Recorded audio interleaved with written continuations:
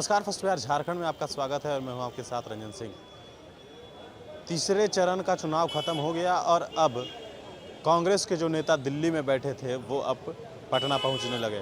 आपको बताते चले कि जो रणदीप सिंह सुरजेवाला कुछ दिन पहले दिल्ली पहुंचे थे वो आज फिर पटना लौटे हैं, क्योंकि इस तरीके से कांग्रेस ने यह आदेश दिया है कि जो अपने विधायक हैं उन पर जिस तरीके की नज़र बनाने के लिए तो 2 सदस्यीय टीम की गठन की गई है, जिसमें जिसमें जो रणदीप सिंह सुरजेवाला और अविनाश पांडे का नाम है। आपको बताते चले कि जिस तरीके से इन दोनों का नाम है और अब रणदीप सिंह सुरजेवाला जो कांग्रेस के राष्ट्रीय प्रवक्ता हैं वो पटना एयरपोर्ट पहुंचे हैं और उसको पहुंचने के बाद उन्होंने साफ तौर पे ये कहा है कि जिस तरीके से टीवी चैनल्स का एग्जिट पोल आया है, एग्जिट पोल के अनुसार महागठबंधन की अगर सरकार बनती है तो उन्होंने साफ तौर पर कहा है कि अगर महागठबंधन की सरकार बनती है तो क्या अगर डिप्टी सीएम की उम्मीदवारी क्या कांग्रेस कर सकती है। तो उन्होंने साफ तौर पे कहा है जिस तरीके से अभी जो मतगणना हुआ नहीं है, पहले मतगणना होगा उसके बाद ही इस तरह की कोई बातें होगी और जब मतगणना हो जाएगा तो उसके बाद जो कांग्रेस, राजद और वामपंथी दल हैं वो तीनों मिलकर बातचीत कर लेंगे। अगर हम लोग सरकार में आए तो हम लोग पदों के लिए नहीं लड़ेंगे, बल्कि जो काम है, जो युवा की सरकार है, किसानों के लिए जो व्यवस्था है वो करेंगे। और क्या कुछ कह रहे हैं रणदीप सिंह सुरजेवाला वो सुनिए।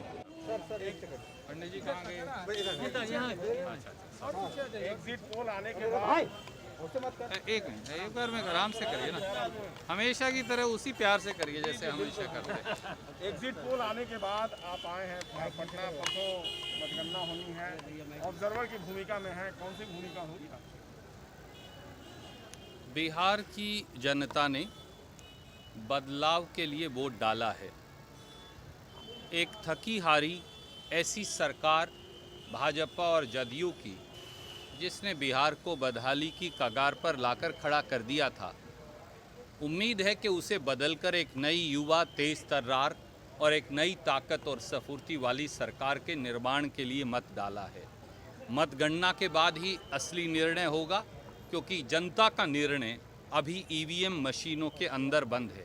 मुझे मालूम है कि आप टेलीविज़न के सब मित्र कई रुचिकर सर्वे चलाते हैं और उनमें से अधिकतर इस बार आपने हमारे पक्ष में दिखाए हैं, पर फिर भी मैं ये कहूँगा कि मतगणना हो जाएगी, पूरा नतीजा आ जाए। बहुत लंबे समय से, लगभग 1 महीना से पार्टी के साथियों के साथ, अध्यक्ष मदन मोहन झा जी और सब साथियों के साथ हम सब ने कार्य किया है। मेरे सहयोगी अविनाश पांडे जी, उन्होंने भी उससे पहले काम किया। शक्ति सिंह गोहिल जी वर्षों से लगातार काम कर रहे हैं। तो एक बार फिर हमारे साथियों को समर्थन, ताकत और बिहार में एक नई सरकार बने, मजबूत सरकार बने, युवा और तेज तर्रार सरकार बने, रोज़गार वाली सरकार बने, किसान के फसल के दाम वाली सरकार बने, इस उम्मीद के साथ आज फिर हम सब यहाँ आए। लेकिन सवाल ये कि जिस तरीके से माइलेज मिला एग्जिट पोल में, कौन सा ऐसा फैक्टर था जो आप लोग के फेवर में काम किया? जैसा मैं हमेशा आपको कहता है और आपको याद होगा कि जाति और धर्म का बंधन बिहार तोड़ेगा और पूरे देश के लिए एक नई दशा और दिशा की शुरुआत करेगा। हमारे देश को भारतीय जनता पार्टी ने नफरत, बंटवारे, जात और धर्म में बांट दिया है। हर व्यक्ति एक दूसरे का धर्म और जाति पूछने लगा है।